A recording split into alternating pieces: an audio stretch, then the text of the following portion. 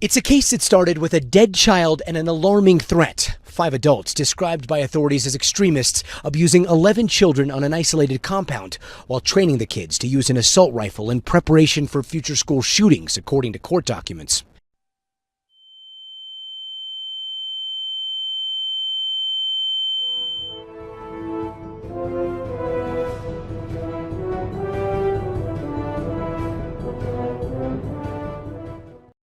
A couple weeks ago, some stunning news about a compound in New Mexico broke, and nobody wanted to talk about it. And since then, there have been some interesting developments that nobody wants to talk about. So, let's talk about them. Authorities discovered a compound in New Mexico where a group of adults were teaching kids how to be school shooters. 11 children were rescued and the remains of another were recovered. Rifles, pistols, and ammunition were also discovered on the property, along with a shooting range and a couple of makeshift living quarters. The kids were dressed in rags and starving to death. As it happens, however, the primary culprit goes by the name Siraj ibn Wahaj. 2 of the other adults involved are Hurra Wahaj and Subhana Wahaj. They are, as their names seem to indicate, Muslim. In fact, Wahaj's father is an infamous imam in New York, leader of the Muslim Alliance in North America, and allegedly tied to the 1993 World Trade Center bombing. So to recap, there was a jihadi training camp in America. The suspects were tied to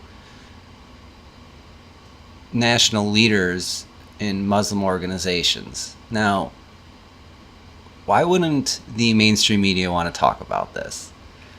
Is it that they continue to treat the crimes of Muslim radicals with kid gloves? That's not even the worst of it, because it's not just the media treating them with kid gloves. Suspects in New Mexico compound case expected to be released despite sheriff's pleas.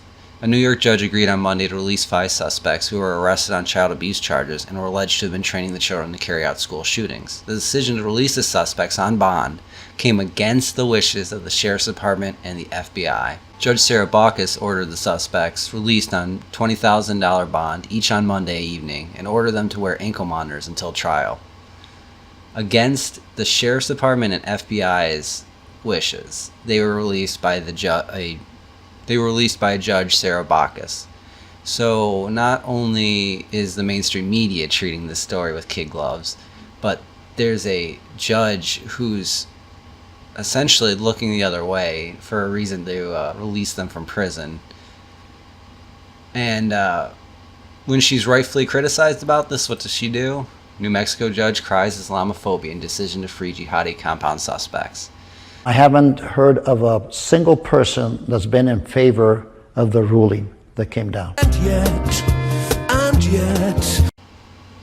Yep, there's some of that evil Islamophobia from a former magistrate. Just this rise of the far right has emboldened so many racists. Now, this could just look like a terminal case of leftism where the media looks the other way, and the judge seems to be a virtue-signaling leftist. Who can't understand why people in her community would be mad that you let a child abuser and possible terrorist go. That couldn't be it. It has to be Islamophobia, right? But that's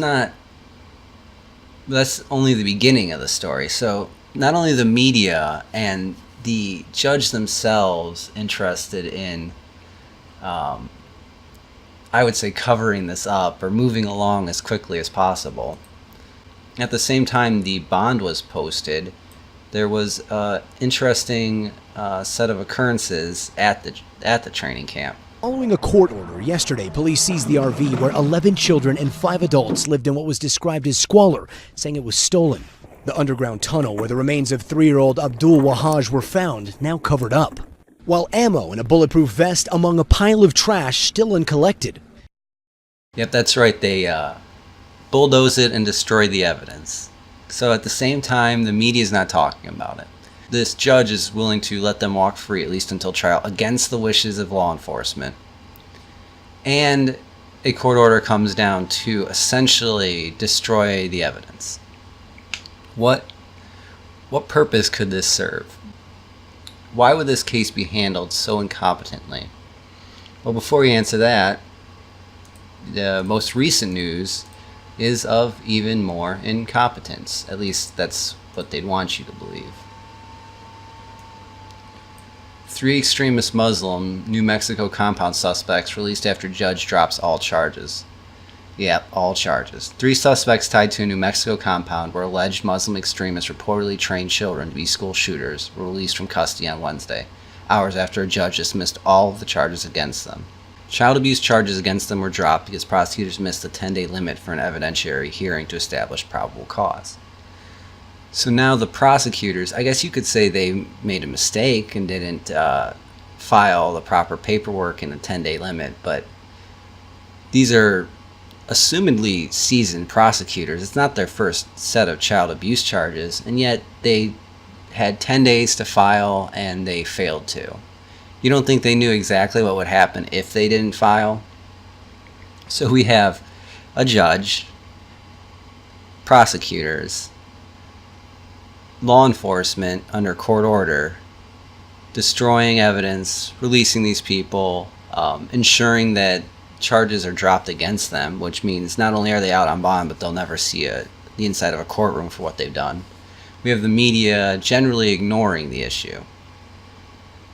Now, for me, this is an ISIS training camp within the United States borders, and nobody seems to be taking it seriously, and nobody wants to talk about it. Now, you might say this is incompetence, and they're afraid they don't want to be outed for missing something so huge. That's possible. But it seems to fit nicely into broader trends within other Western countries. The British looked the other way for years on grooming gangs. The French seem to have a problem admitting they have a serious problem with Muslim migrants in Paris. And Angela Merkel's facing pressure from both sides of the aisle now to shut down her failed immigration policies. The same policies that, interestingly, led to a spate of sexual abuse and gang rapes on New Year's Eve that, the German government also tried to cover up. I don't know. It seems there's a whole lot of Muslim extremists acting poorly and a whole lot of people looking the other way.